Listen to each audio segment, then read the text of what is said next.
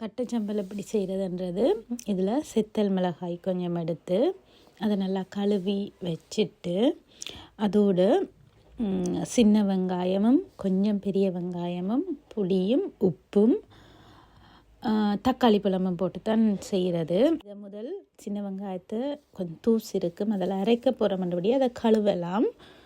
அதை கழுவி கொஞ்சம் அப்படியே கொஞ்சம் வச்சுட்டு அதை இந்த கப்புக்குள்ளே போட்டுட்டு முதல் நல்லா அடிக்கணும். முதல் கொஞ்சம் அடித்ததுக்கு பிறகு தான் நாங்கள் மற்றதை மிக்ஸ் பண்ணலாம்.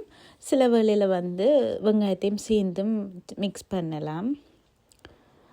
வெங்காயம் பெரிய வெங்காயத்தை நான் கொஞ்சம் வெட்டி வச்சுருக்கேன், அது அடிக்க கஷ்டப்படும். மற்றது சின்ன வெங்காயம் கொஞ்சம் போட்டிருக்கிறேன். இவ்வளோத்தையும் உண்டா போட்டு இது நாங்கள் முதல்ல அடிச்சுட்டு மடிக்கலாம். நான் இன்றைக்கி உண்டா தான் போட்டு அடிக்கிறேன்.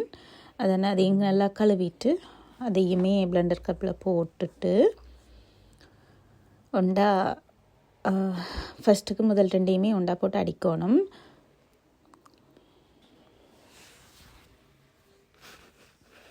அதுக்கு பிறகு ஒரு தக்காளி பழம் எடுத்து நான் ஒரு தக்காளி பழமும் அதுக்குள்ளே அதையும் கொஞ்சம் நல்லா கழுவி வச்சுட்டு அதையும் வெட்டிட்டு அதுக்குள்ளே போட்டு நான் அதுக்குள்ளே புளியும் உப்பும் பழப்புளியும் உப்பும் விட்டு நான் தேசி புளியும் விடலாம். இவ்வளோத்தையும் விட்டு நல்லா ஒரு இந்த பசுந்த மரத்தில் இப்படி இந்த அதில் மிளகாயிட அந்த கொட்டையல் தெரிகிற மாதிரி அடிபடலாம். இது அப்பத்துக்கு மரவள்ளி கிழங்குக்கு எல்லாத்துக்கும் நல்லா. நான் இன்றைக்கி அப்பத்துக்கு தான் நான் இன்றைக்கி இதை செய்திருக்கிறேன். இன்றைக்கி அப்பம் சுட்டு தனி அப்பம் அதுக்கு கட்டுச்சம்பலும் செய்திருக்கிறேன். அப்பம் தனி பிளெயின் அப்பத்துக்கும் ஓகே தான். அதே நேரம் முட்டை அப்பத்துக்கும் இது நல்லா தான் இருக்கும்.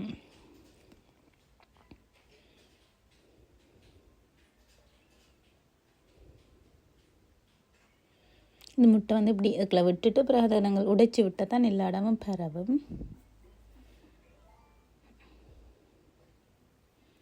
இதுதான் கட்டுச்சம்பல். கொஞ்சம் உரைப்பாக இருக்கும், நிறைய பேர் சாப்பிடுவாங்க. தக்காளி பழம் போட்டபடி அதில் உரைப்பு டூ மச்சாக இருக்காது, கொஞ்சம் உரைப்பாக குறைச்சிடுமென்று சொல்லுவினோம். இந்த மாதிரி செய்து விட்டு சாப்பிட்டு பார்க்கலாம்.